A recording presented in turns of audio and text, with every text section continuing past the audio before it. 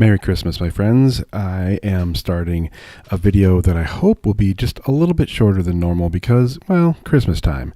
So let's go ahead and speculate about what it might be like if Snow White were a ghost and the 7 dwarfs were forced to hunt her.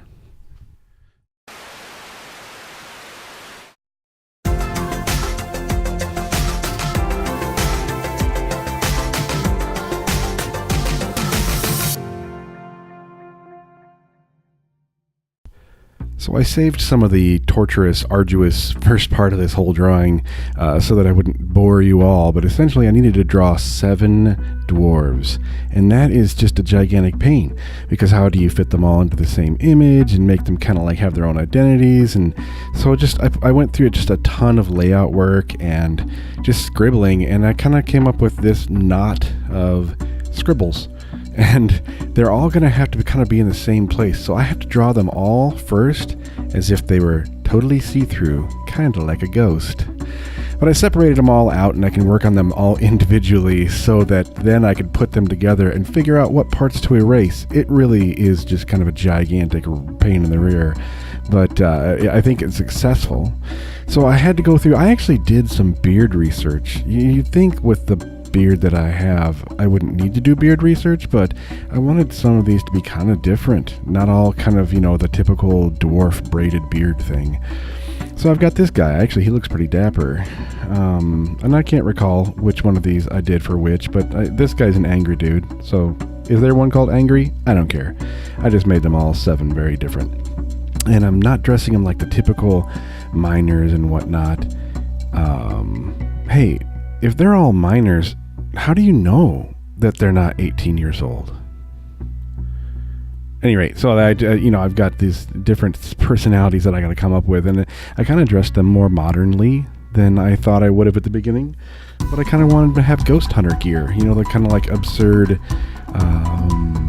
paranormal. I think they're paranormal hunters or whatever, where they get like weird gear that's all made from Radio Shack, and they go and hunt down cold spots in houses and freak themselves out in the dark. They pretty much just, I don't know. I don't think it's actually really real, but it doesn't matter because it makes a cool kind of fun drawing. This guy here, I didn't give him a beard. I think this one's Doc. Anyway, I gave him like one of those things that go over your mouth if you're paranoid of every little thing getting in your breathing holes, and I kind of gave him that paranoid look on his face, and all kinds of gear and whatever the heck he's holding on to and kind of like waving around out in front of him. It's hooked up to his backpack. None of this stuff is based in reality. This guy, I think I made him dopey because he's like not even pointing in the right direction. Everybody else is kind of sort of all working towards the same goal and pointing in the same direction, and he's just like, nah, I'm over here on a stool, I'm checking out a cold spot or whatever.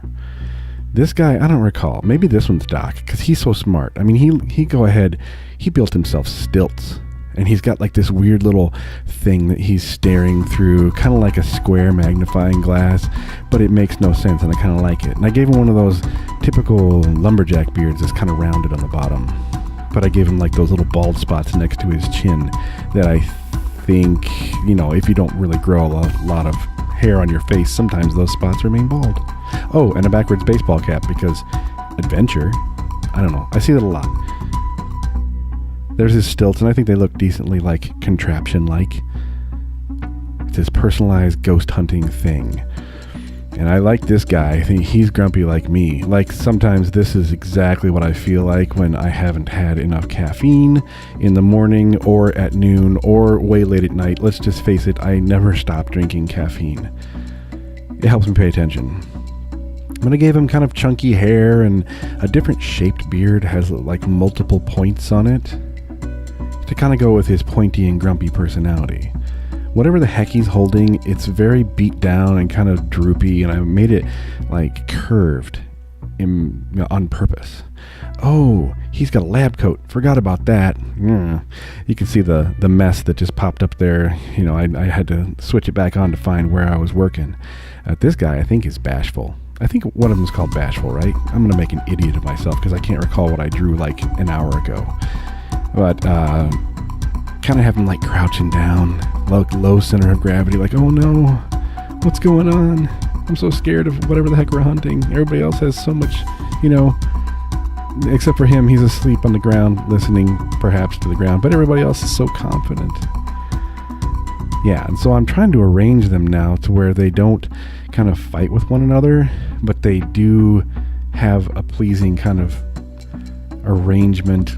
I think it's successful, and I had to draw the entire figure of each one of them first, and then continue.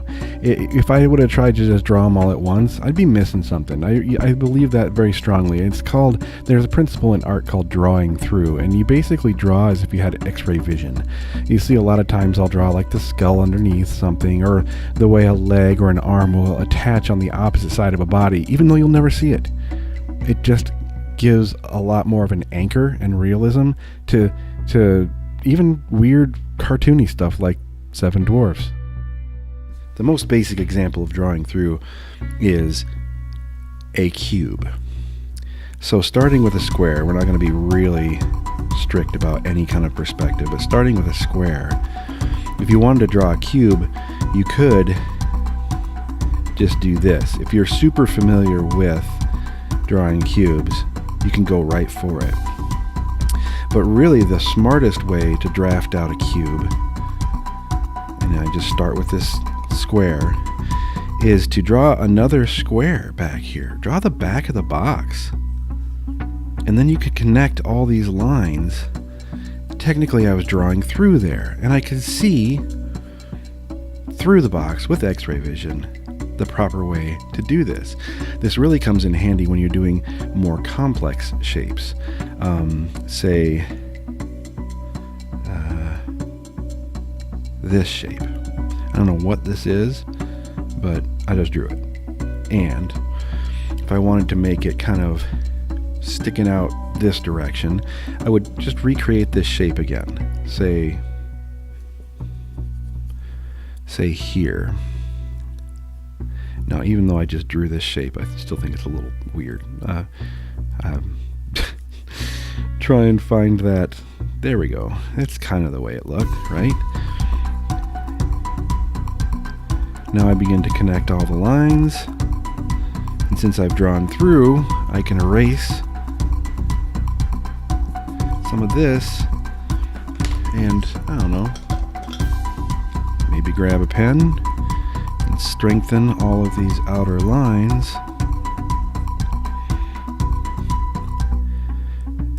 And it's a fairly complex shape, and I've pretty much just achieved it in less than a minute, how to make this thing look three-dimensional just by drawing through.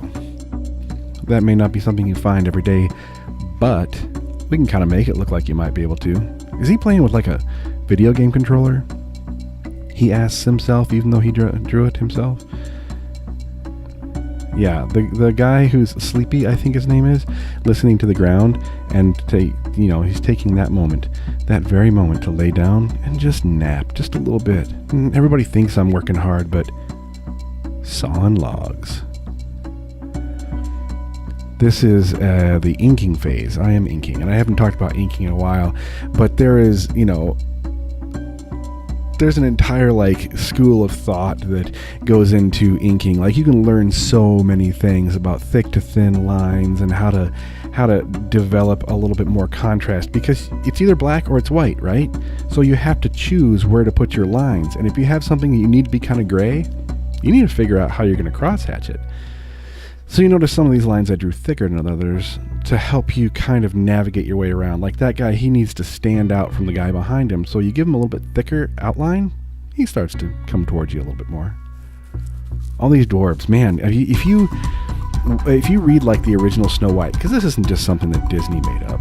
You read the original Snow White, that was really strange. She kind of had when she tried to escape, or rather she ran away, her stepmother, or however it is, went ahead and had a huntsman try and go off her in the wilderness, and he decided not to, and that's kind of a weird and gruesome tale. And So she winds up finding this little tiny cottage, and she, of course, goes inside, because why wouldn't you? And she goes through the whole litany, kind of like the Three Bears and Goldilocks, where this bed's too small, and that cup's too small, and this one's just right. It's really weird, the overlap between them.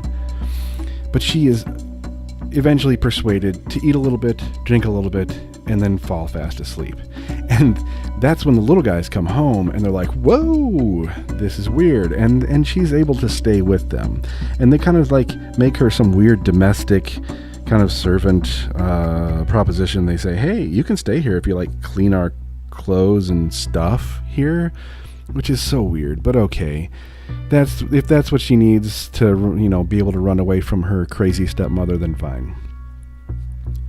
Her stepmother has that like mirror you see in the movies where she says like, mirror, mirror on the wall, who's the fairest of them all? And the mirror says some stuff like, not you, it's Snow White. And so that's what happens several times during the original telling, and she every time flips out and sends out a different kind of sometimes she disguises herself and comes in and tries to like poison an apple at one point, which is why I kind of painted the ghost of Snow White up there holding an apple. In my telling, she never quite recovered from eating the apple. Okay, so maybe that's it. But in their telling, there is this weird notion that several times the witch or whatever, the stepmother, is nearly successful and fails, and eventually it's the apple that does Snow White in, and they are so sad that they make a glass coffin because they want to watch her decompose. I don't know. Luckily, the author made it so that Snow White can't decompose. Yeah, and she's in there for quite some time. Possibly years, I don't recall. She's in there, and a woodsman comes along after quite some time, and he looks in there, and oh my gosh, it's a beautiful young lady. She's clearly in a coffin and dead.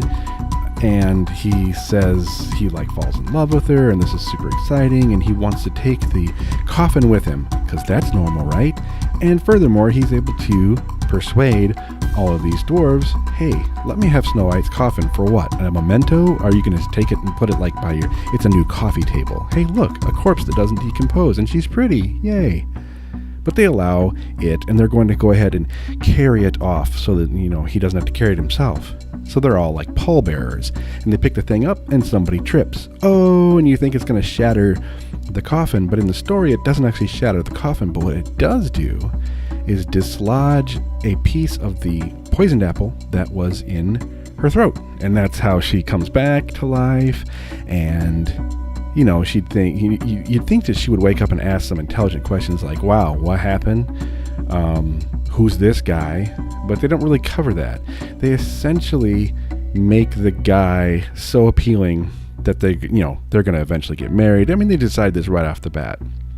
It's amazing how all these really old tales and fairy tales and Grimm's fables and whatnot kind of favor the man in their scenario. Like, they got all the power. I mean, it sounds like actually a current thing going on all over the place, but hey, it's a little bit older story, and maybe we can learn something from it. Maybe we can stop telling these stories that favor men so dang much. If you watch the new Ralph movie, Wreck-It Ralph, there's a decent amount of girl power in there. That's pretty sweet. I like that a ton. It was pretty creative. So when I'm coloring these dwarves in, I chose to go all monochromatic, and monochromatic meaning one color. So I pretty much stuck to the blue-green, which sounds like two colors, but whatever. It's a continuing, it's continuum, a slide. Because I wanted it to look like they were in the dark and barely lit by strange, archaic kind of lighting from, I don't know, little Tesla coils or whatever they use, like little computer screens on oscilloscopes. And that's like a bluish cast or a yellowish cast. So I think the two kind of start making an interesting visual, like no strong light source, and it just looked like they're maybe captured on infrared or whatever it is that you can look in the dark. Oh yeah, here we go. So I'm starting to kind of since I'm learning new stuff about this software, I decided to kind of change the way I do the backgrounds a little bit.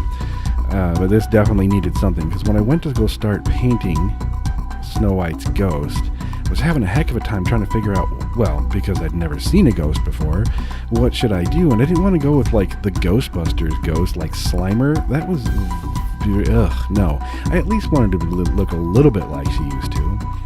So I gave her kind of the same weird puffy sleeves, long dark hair, but I made it even longer and kind of cover her face like those Japanese ghosts from the movies, The Ring or whatever the other one's called. There are two of them, and it kind of covers their face. And I thought that's fitting. She's maybe not super pleased about being a ghost forever. I made her holding the apple, and I remember in the original story, something that scared me when I was a kid, I know, I was easily frightened, was the fact that when the apple was poisoned, there was a skull involved. Like something happened. I can't remember if it was the mist that came off of the poisoned apple, or if it was actually part of the coating of the apple, and so, yeah, I went with the skull on the apple, just because it's cool. I thought it was kind of neat, and I'm going to bring those color hints in, just to kind of draw your attention to a little bow, to her lips, and to the apple. Because one of the things when she was described in the original story was how red her lips were, and how black her hair was, and how white her skin was. So, I didn't go with the white skin, but in general, I went with that high contrast. Ooh, and in the story, the apple was actually two halves, and one half was poisoned and the other half wasn't, and that's how the witch got Snow White to eat the apple. She cut it in half, but she kept the good half to herself. Aha. Tricky. So now we're nearing the end of the painting, and it was loads of fun. Honestly, I haven't worked on a piece this hard in a long time, and it took around 5 hours to do it, and so I compressed the snot out of the work to get it done in the what little time I was able to put in here to share this week, because it's time. It's time for Christmas. It's time for fun. I've got somewhere to be tonight, and then like every single minute that I'm not sleeping for like the next week, I'm going to be doing something. And this should be fun, right? I just got to remind myself over and over again, this is fun. This is really fun. Bob, hey, this is fun. Start having fun. So I don't know what the next one's going to be. There's a lot going on in the creature feature scene that I love, and I want to do Frankenstein. And Frankenstein's monster, but since it's a Disney princess, I think I'm going to do the Bride of Frankenstein. So look for that next, and perhaps it'll be The Princess and the Frog, and Tatiana, I believe, is her name, and Dr. Facilier. I've only seen it once, but I think it'll make a good interpretation of what Frankenstein's monster might look like in the Disney universe.